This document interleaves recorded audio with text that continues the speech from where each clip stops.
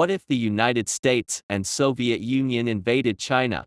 In our own timeline, the United States and Soviet Union were at odds with each other for the majority of the second half of the 20th century in a period known as the Cold War, in which they constantly tried to get the better of their foe and almost caused a nuclear war a couple times. After the death of Stalin and rise of Khrushchev, the People's Republic of China fell off with the Soviet Union in the so-called Sino-Soviet split. At the same time, China was developing its own nuclear weapons, and the United States, under the Kennedy administration, did offer to the Soviet Union to invade China together, which the Soviets strongly rejected for fears of escalation. But what if that didn't happen? What if the United States and Soviet Union invaded China? In this timeline, instead of rejecting his plans, Khrushchev agrees with JFK, and together they decide to invade the People's Republic of China. And so from the north, Soviet forces begun entering China from Manchuria and Inner Mongolia, with Mongolia joining the war on the side of their Soviet ally. North Korea, however, remained neutral, as both the Soviets and China could easily invade them. From the south, Americans' forces landed in Hainan and many Chinese coastal cities like Xiamen, Fuzhou, Wenzhou, or Shanghai. The Chinese People's Liberation Army is no match to the Red Army and the United States Armed Forces, and would quickly crumble with city after city falling.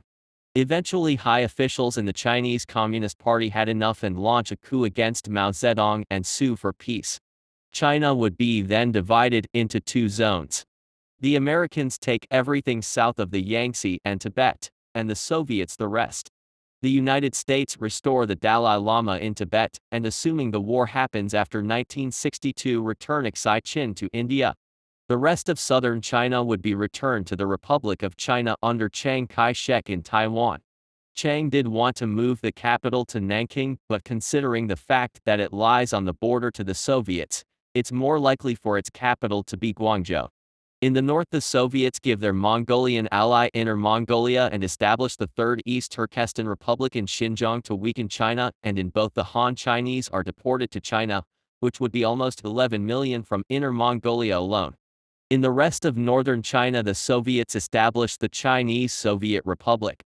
During the war, the Vietnam War was going on, and with the north losing support from China, it would crumble, and the south under Ngo Dinh Diem would unify Vietnam.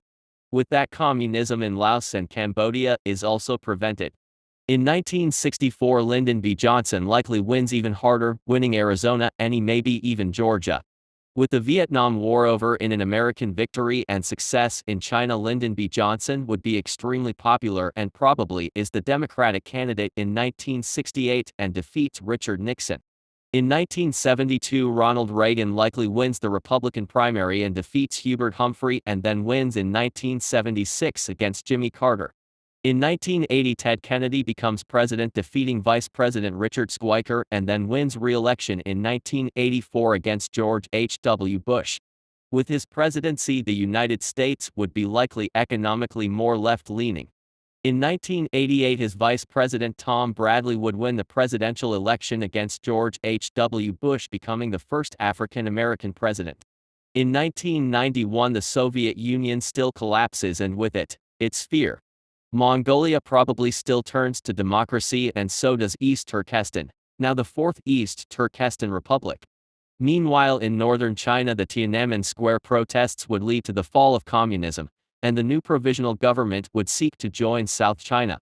At the same time, protests broke out in South China in favor of democracy, and then President of China Lee Teng-hui was forced to give to the protesters' demands. Later that year, China would reunify, and its capital would be at last moved to Nanking, with democratic elections being scheduled in 1996. Irredentist ideas quickly start to float in China, and fearing to be invaded, Mongolia, East Turkestan, and Tibet closely align themselves with India and Russia. Around the same time as China, South Korea and Vietnam also liberalize.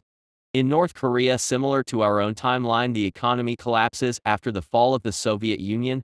But now, with China not being there to bail them out, it is even worse, and an even more devastating famine breaks out. South Korea would invade the north, and only then does aid start flowing in. With that, Cuba would be the only communist country to survive the 90s. China would likely seek cooperation with the West, in large part because they feel encircled by Russia and India, leading to Russia and India only growing closer. In 1992, Bill would defeat Republican Bob Dole. In 1996, Republican John McCain would defeat Democratic Bill Bradley, and then in 2000, Albert Gore.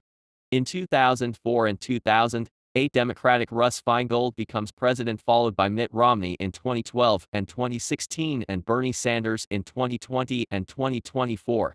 So overall, with Ted Kennedy and not Republican Ronald Reagan in charge in the 80s and beginning the current economic system, we would have a more economically left-leaning USA. In both China and Korea, a certain north-south divide still exists, like in Germany in our own timeline. The north is likely still poorer, and many people there emigrate to the south for better job opportunities. Compared to our own timeline, southern China is overall wealthier and the north is poorer, so they balance each other out, while in Korea the south does just as well as in our own timeline, maybe even slightly better, while the north is also much better compared to our own timeline.